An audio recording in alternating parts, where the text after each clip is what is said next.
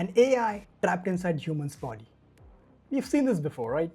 Like in Cyberpunk 2077 or in the movie Upgrade. That movie is great, by the way, so if you haven't already watched it, give it a try. But in both of those cases, the human is mostly in control of the body. Like human is aware that there's an AI inside their head. This is where Replaced is different. Here, you play as an AI. Yes, you play as an AI who's stuck inside its creator's body. Well, that's a quite interesting plot. But is it actually worth your time and money?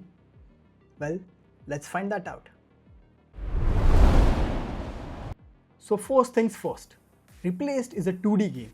Well, technically a 2.5D game, but it doesn't feel like a typical 2D game because of its presentation. It genuinely feels like a AAA 2D experience if I'm being honest. I mean, it has cinematic cutscenes for major story moments. And there is another thing which sets it apart from other 2D games out there, is its length. Most 2D games I've played usually last around 3 to 4 hours, so they feel more like short experiences rather than full-blown games. But Replaced is different. It's a full-fledged game with a hub area, side quests, and even multiple endings. It took me around 11 hours to complete this game, so it's definitely not short. And because of all this, by the end of the game, it actually feels like a complete and satisfying experience.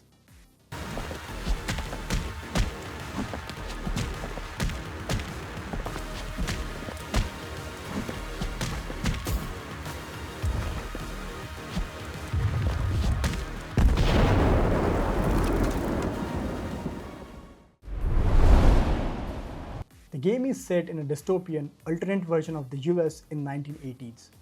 It's a dark world where the rich live safely inside the city walls and the poor are literally harvested for organs and then thrown outside to survive on their own.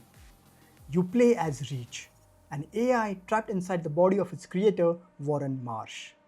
The story kicks off with an accident, like most of the games, and you find yourself outside the city.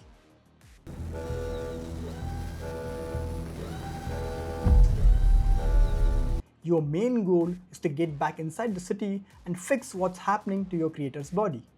So essentially, the AI is trying to save Warren and give control back to him. But to do so, you need to access a lab which is inside the city. During your journey, you meet several characters who help you, and of course, you help them too. And through all this, you slowly learn what it means to be human. Because remember, you're still playing as an AI. Now the story itself is good enough to keep you engaged for 10 to 12 hours. It's not amazing, but it's not bad either.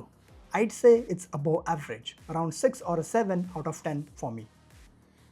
But the atmosphere and world building, honestly, they are incredible.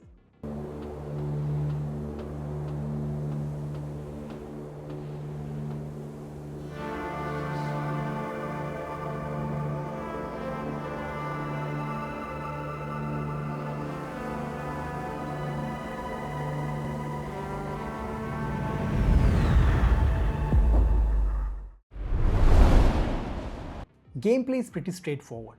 It's a mix of platforming, exploration, and combat.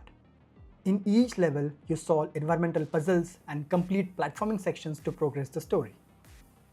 The puzzles are quite simple. You won't be scratching your head over them.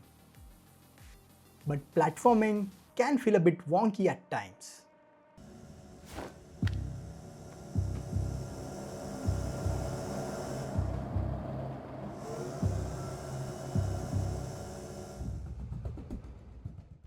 Now coming to combat, it's basically Batman Arkham style combat.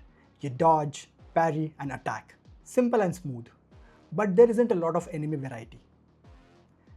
There are only about 5 enemy types. A standard enemy with baton, one with a knife, one with a gun, one with a shield and one big tank type enemy. Fighting them one-on-one isn't very difficult. But the difficulty spikes when you are fighting multiple enemies at once, especially during the end game. On a standard difficulty, you actually need to focus and lock in, otherwise you will get your ass kicked.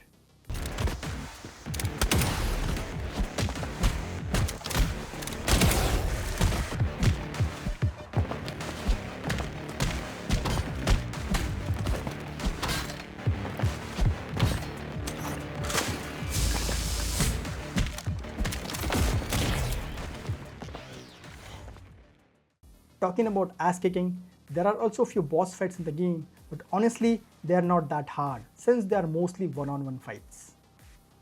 The real challenge comes from large group of enemies. You might face combinations like multiple standard enemies, shield guys, gun enemies, and a tank all at once. That's where the game really heats up. You also have a gun, but it only holds one bullet. It recharges over time during combat, so you do need to use it strategically.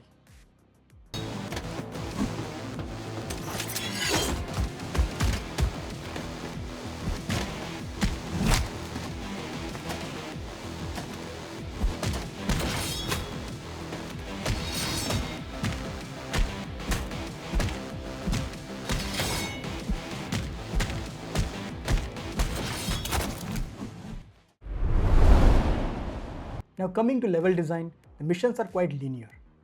This is not a Metroidvania type game where you revisit old areas with new abilities.